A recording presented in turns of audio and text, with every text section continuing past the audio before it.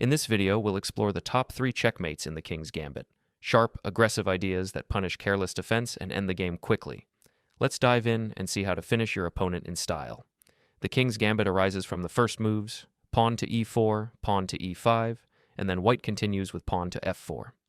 This is indeed a somewhat risky opening because you are potentially exposing your own king by pushing that pawn forward. However, if you know what you are doing, it becomes even riskier for your opponent.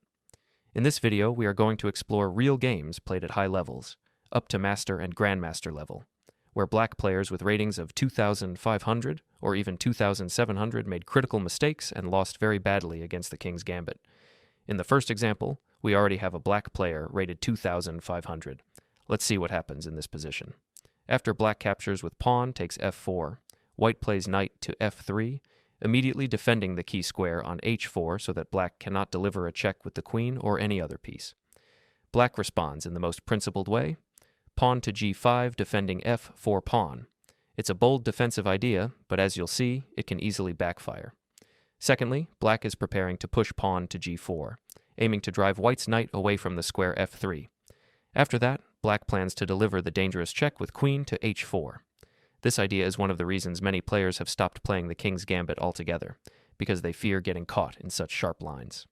However, there are reliable ways for white to handle this position effectively, and I am going to show you one of my favorites. The first line starts with white playing knight to c3. At first glance, this looks like a simple, normal developing move, but in reality, it sets a clever trap. Black usually continues with pawn to g4, attacking the knight. As white's knight retreats, black confidently plays queen to h4, bringing the queen out with check to white's king. At this moment, it looks like white is already in serious trouble. Moving the king forward would only expose it further, and white's king appears stuck while the other pieces remain undeveloped. But as we will see, things are not as simple as they seem. So, moving the king to e2 would be a bad idea for white, and playing pawn to g3 looks just as bad. After black plays pawn takes g3, white cannot recapture with the pawn because that would leave the rook on h1 undefended and lost. If white does not recapture, black still threatens to deliver a strong check on the next move, and it looks like white is about to lose completely. However, there is a hidden resource. White plays queen takes g4, counterattacking black's queen. This forces black to trade queens. After that, white reaches an endgame where white is ahead in development and the position is perfectly playable if black simply trades queens on g4. But black has a much sharper idea. Instead of trading queens right away, black plays pawn to g2 with a discovered check to white's king. Even though black temporarily sacrifices the queen, the plan is to win white's rook on h1 and eventually recover the queen as well. In this variation, it seems as if black has outsmarted white, gaining material and ending up with an extra rook, leading to a winning position for black. Everything looks fine for black, until white plays queen to h5. Suddenly, there is no real defense, and despite being a rook down, white is winning. Black's natural moves have walked into a hidden trap. Black might try knight to h6 to block, but after white plays pawn to d4 and captures the knight, queen takes f7 still happens with support from the knight on e5. In the actual game, black chose bishop to e7, preparing an escape square for the king, but even that could not stop white's attack. If white plays queen takes f7, it fails. Black's king escapes, and black wins with the extra rook. Instead, white plays knight takes f7, which still wins. Black replies with knight to f6, but white follows up with knight to d6, delivering a discovered double check. Black's king is forced to move.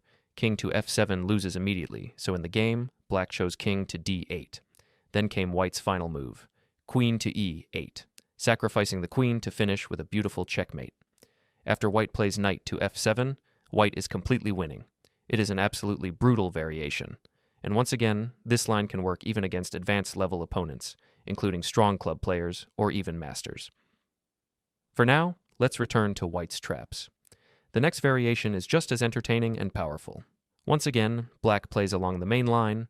After pawn takes f4 and white plays knight to f3, black responds with pawn to g5. In this case, white plays bishop to c4, a classic idea from an old line, made famous by legendary masters such as Paul Morphy. Even today, bishop to c4 remains a deadly attacking weapon in the King's Gambit. What stands out here is how calmly white plays. After black pushes pawn to g4, white simply castles, letting black capture the knight on f3. White keeps developing with knight to c3, ignoring threats and inviting black to overextend.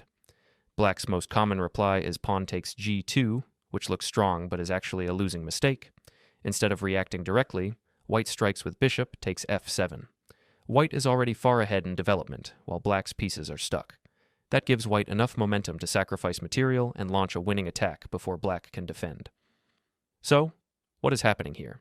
After white plays bishop takes f7, white forces black's king to move forward. Then white continues with rook takes f4. Now white is not just recapturing the pawn, but also creating a deadly attacking setup. At this point, what options does black have? If black's king tries to escape toward the center or queen side, white can simply bring the queen out, and it will lead to checkmate in just one or two moves. For example, it can be a clean checkmate along a file or rank, known as a linear checkmate. So escaping is not realistic for black. Let's look back. The more natural idea for black here would be to play knight to f6, trying to defend. But that does not help either because of white's reply pawn to e5. With that pawn push, the knight has nowhere safe to go, white will capture it soon, and black's position completely collapses. In the game, black tried bishop to e7 instead, but instead of capturing the knight immediately, white chose an even stronger move, queen to h5 with check.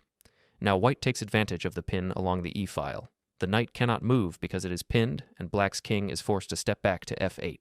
After that, white captures on f6. If black tries to recapture, it would be deadly.